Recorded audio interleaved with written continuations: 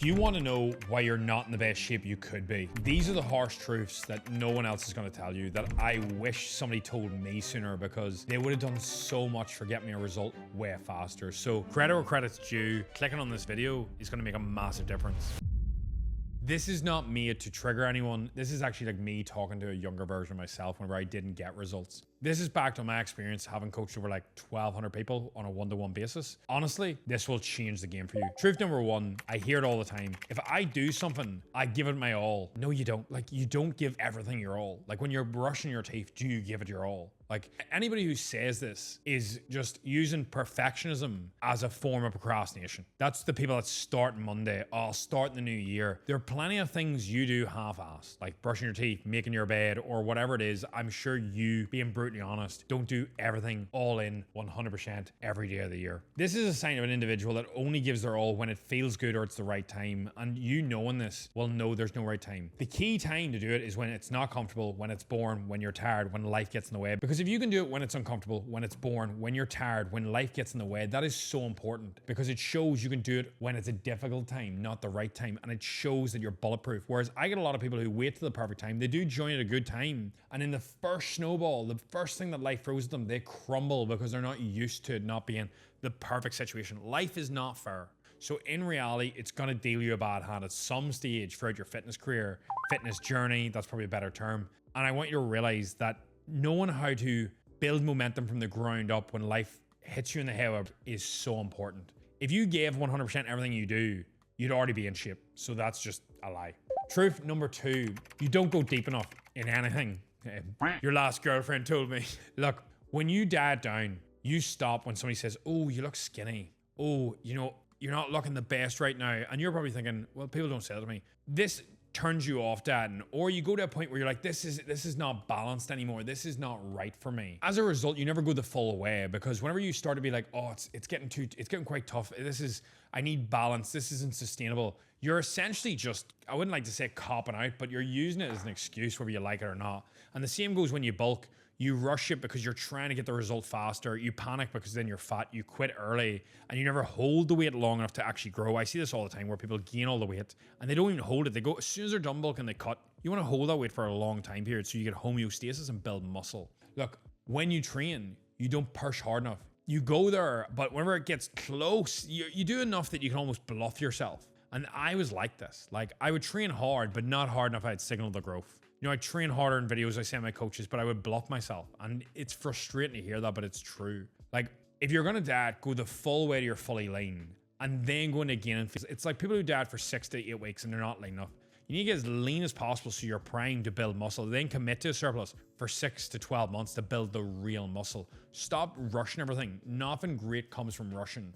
Remember, my mom and dad always said it. Well, maybe you'll not remember because you were not in my house, hopefully. They always said this. You go slow to go smooth. Smooth is fast. That is what's going to get you to where you need to go. Nothing comes quick. Nothing in your life ever worthwhile is going to come quickly. And even if it did, you don't value it as much. I really mean that. Who values it more? The person who worked 10 years to get £1 million, or the person who won it in the lottery? And you can be like, the person who won it in the lottery. But in reality, it's the person who worked for it, because it's who they built in the process. This sort of links into number three. You want the reward, but not the identity. Everybody wants the body. Nobody wants the lifestyle. You want the abs, not the discipline. You want the arms, but not the boring reps, all the sessions. It's like, you want to look fit and healthy, but do you want to live fit? And I get it. But the whole reason it has value is because it's hard to get. That's the reason everybody wants abs. Yes, they look good, but they look good because everybody else can't get them easily.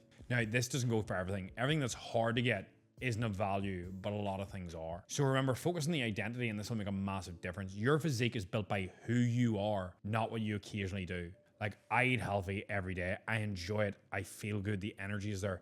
It builds my confidence. Every meal, every good night's sleep is like a deposit in your investment of who you are. If your sleep is trash, your stress is high, your weekends are full of booze and drugs, your steps are low, your routine is chaos, you're never going to have the result you want. A great physique isn't built just in the gym.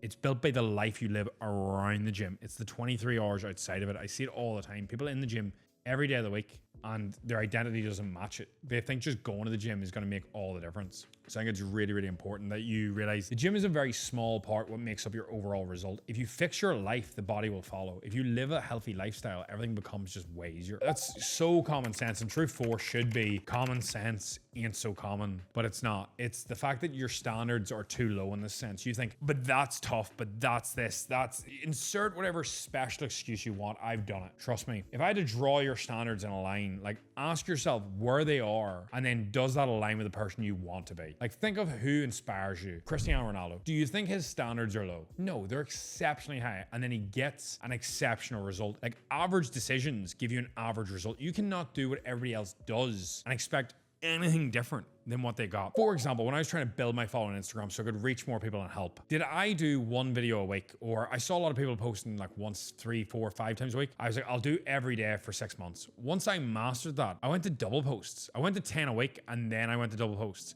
We cranked it up because people are going, that's too much, that's unsustainable. It's just like a dieting phase.